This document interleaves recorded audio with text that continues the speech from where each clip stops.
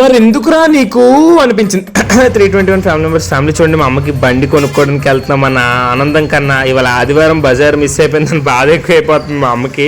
మా అమ్మకి అసలు షోరూమ్ ఎక్కడుందో తెలియదు. షోరూమ్ పక్క నుంచి ఇలా నడుచుకొని వెళ్ళిపోతున్నా సరే మా అమ్మ గుర్తుపట్టట్లేదు. అసలు నేను ఏ బండి అంటానో కూడా మా అమ్మకి తెలియదు. వస్తుంది అంతే నా వెనకాల, నాకు ఏదో కొంచెం ఉండడానికి వెనకాల వస్తాను అన్నది. ఇక్కడ ఇది బండిలు దించి దారిలోంచి నేను ఎక్కిసానమాట. మా అమ్మని ఎక్కమంటే ఎక్కలేకపోతుంది బాబు, ఇంకో దారి లేదని అడుగుతుంది. చుట్టూ తిరిగి రమ్మంటే అప్పుడు ఆ చుట్టూ తిరిగి వచ్చింది. ఇంకా లోపలికైతే ఎంట్రీ ఇచ్చాం మనం. ఫుల్ మొత్తం ఏదేదో వణికిపోతుంది చెయ్యంతా. ఇలా అడుగుపెట్టి లోపల చూసేసరికి బళ్ళు మామూలుగా లేవు, అసలు వేరే లెవెల్ ఉన్నాయి. ఇక్కడైతే బుల్లెట్, క్లాసిక్, చాలా చాలా బళ్ళు ఉన్నాయి.